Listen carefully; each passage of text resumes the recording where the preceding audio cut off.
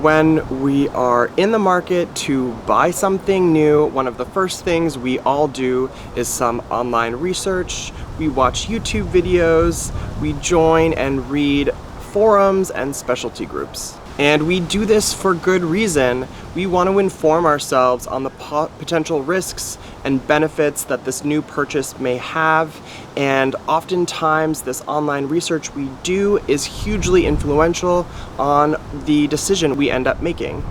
Whether you're in the market to get a Tesla or yours has been recently delivered, knowing and being aware of potential issues is probably a good thing. And that's why in this video, I want to share with you guys my Tesla service center history for my 2019 Tesla Model 3. I think it's important to say that some would argue those with critical or more severe issues have the tendency to be more prevalent online. I'm not sure if that's the case or not. What I do know is that if these sort of critical and severe issues are overrepresented, that doesn't make them less relevant or less important.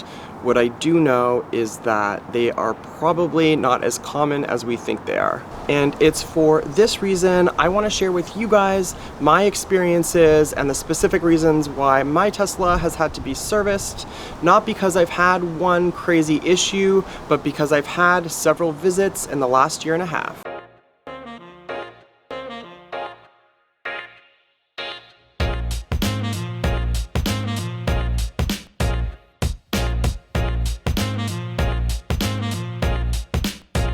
If you are new to my channel, thank you so much for checking out this video.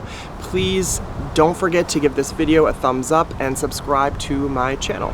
My first visit to the Tesla service center was to replace a flat tire. Now I do have the Michelin Primacy tires that came with the car. The replacement cost to replace the tire was $280, and I was charged approximately $50 for the labor to switch that tire out. Now, I did use the Tesla app and the mobile service to get a replacement tire prior to my service center appointment, and that was for free basically. There was no cost because it was still under warranty.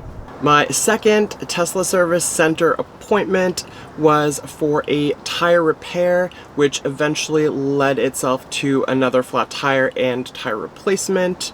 The tire repair cost was approximately $80. My fourth visit to the Tesla service center was unfortunately for a broken windshield. Now, there wasn't much I could do about this. I did have a stone hit the front passenger side of the windshield while driving on the highway.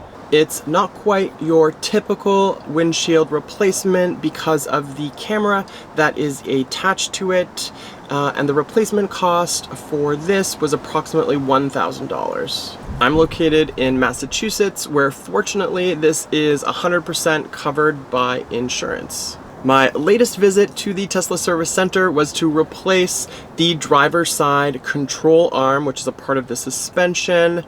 Now, this is a known issue for models with the older designed control arm, and eventually your car will start to squeak if you have this older version, and that's when you need and you can take it in to get replaced. The great news is Tesla is aware of this issue and is very quick to replace it, and if your car is under warranty, there's zero cost to you.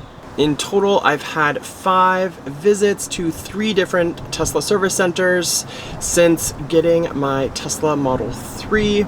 If you have any questions or comments about the Tesla service center experiences I've shared with you, or you want to share your own experiences, please don't hesitate to comment down below. I hope you found this video informative. Until the next one.